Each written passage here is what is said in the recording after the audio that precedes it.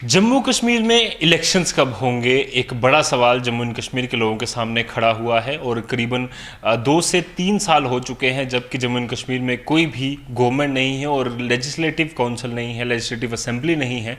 और उसके बाद बड़े सारे बदलाव होने के बाद अब जम्मू एंड कश्मीर में ये उम्मीद की जा रही है कि जल्द से जल्द डिलिमिटेशन का प्रोसेस कंप्लीट हो और जम्मू एंड कश्मीर में इलेक्शंस होने के बाद जम्मू एंड कश्मीर को एक प्रॉपर स्टेबल सरकार मिले जो कि यूनियन टेरिटरी में पहली सरकार होगी। बट उससे पहले एक बड़ा कंसर्न जो जम्मू एंड कश्मीर के लोगों के सामने, जम्मू एंड कश्मीर के समस्याओं के सामने है, वो ये है कि जम्मू कश्मीर के जो राज्यसभा मेंबर्स हैं 4, वो फरवरी 2021 में रिटायर होने जा रहे हैं। और क्योंकि लेजिस्लेटिव असेंबली उनको नॉमिनेट करती है, उन्हें इलेक्ट कर कर राज्यसभा में भेजती है, तो लेजिस्लेटिव असेंबली नहीं होने की वजह से 2021 फरवरी के बाद जम्मू एंड कश्मीर में कोई भी राज्यसभा मेंबर नहीं होगा, यानी कि जम्मू एंड कश्मीर के लोगों की बात रखने के लिए राज्यसभा में कोई भी नहीं होगा। और आने वाले दिनों में ये कंफर्म हो चुका है कि इलेक्शंस नहीं होंगे क्योंकि अभी तक डिलिमिटेशन प्रोसेस पूरी तरह से कंप्लीट नहीं हुआ और कोई भी रिपोर्ट उनके द्वारा अभी तक सबमिट नहीं की गई। बात छोटी हो या बड़ी हो, समस्या किसी भी तरह की हो, जम्मू एंड कश्मीर के लोगों की बात अभी राज्यसभा में रखी जाती है। और जिस तरह से हमारे अलग अलग नेता जो राज्यसभा में एज राज्यसभा के इलेक्टेड मेंबर चूज हुए हैं, अपोजिशन के हों या भारतीय जनता पार्टी के हों, वो समय समय पर जम्मू एंड कश्मीर के लोगों की आवाज़ उठाते रहते हैं और ये बताते रहते हैं कि किस तरह की समस्याएं यहाँ के लोगों को हैं और चाहिए क्या यहाँ के लोगों को।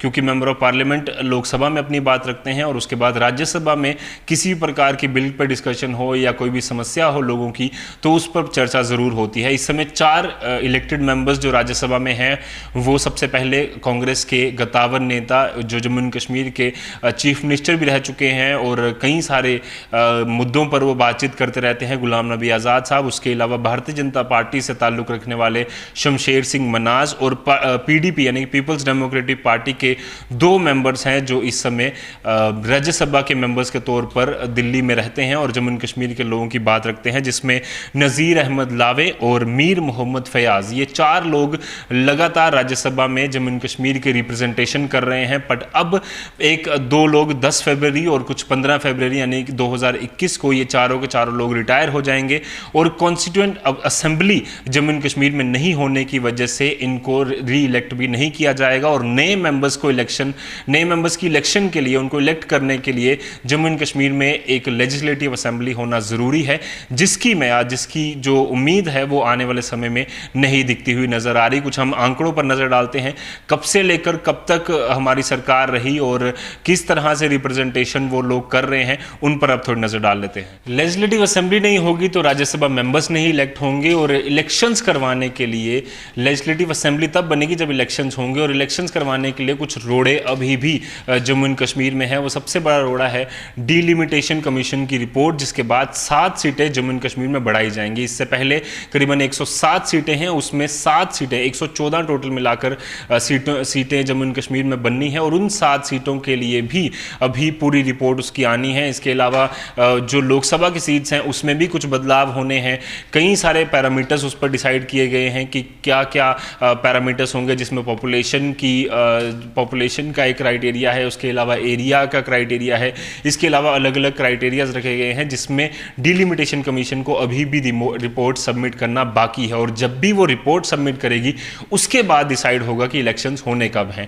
आपको बता दूं कि जम्मू एंड कश्मीर में इससे पहले 2014 में इलेक्शंस हुए थे और उसके 2015 में इलेक्शंस हुए थे और उसके बाद 1 मार्च 2015 को मुफ्ती मोहम्मद सैयद जो कि पीपल्स डेमोक्रेटिक पार्टी के नेता हैं, उनकी और भारतीय जनता पार्टी की, यानी कि तब कहा गया था कि नॉर्थ पोल और साउथ पोल ने मिलकर एक कोलैबोरेशन किया है, एक कोहेसिव गवर्नमेंट बनाई है और मुफ्ती मोहम्मद सईद उसके सीएम बने थे। पर उसके बाद उनका इंतकाल हुआ और 7 जनवरी 2016 तक जो है वो रहे थे, चीफ मिनिस्टर रहे थे। उसके बाद 7 जनवरी से लेकर 4 अप्रैल 2016 तक ये पोस्ट खाली रही सीएम की और उसके बाद 4 अप्रैल 2016 से लेकर 20 जून 2018 तक मुफ्ती मोहम्मद सैयद ने महबूबा मुफ्ती ने जम्मू एंड कश्मीर के चीफ मिनिस्टर के तौर पर कमान संभाली और उसके बाद असेंबली डिसॉल्व हुई, भारतीय जनता पार्टी ने अपना जो समर्थन था वो वापस लिया और उसके बाद से कोई भी गवर्नमेंट जम्मू एंड कश्मीर में नहीं है।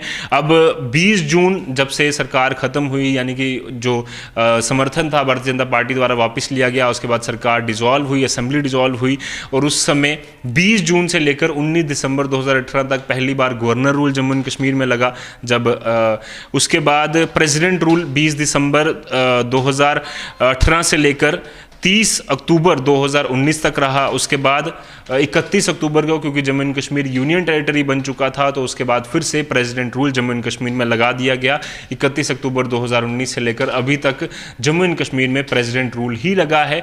अब अगर हम देखा जाए तो रिप्रेजेंटेशन के तौर पर जो रिप्रेजेंटेटिव जम्मू एंड कश्मीर के हैं वो लोकसभा के हैं, और जो 5 मेंबर्स, क्योंकि पहले 6 हुआ करते थे, जम्मू एंड कश्मीर और लद्दाख अलग अलग होने की वजह से अब जम्मू एंड कश्मीर में सिर्फ 5 ही ऐसे नेता रह गए हैं। 2021 फरवरी के बाद भी रह जाएंगे जो सिर्फ लोकसभा में ही जम्मू एंड कश्मीर के लोगों की समस्याएं और उनकी बात रख पाएंगे।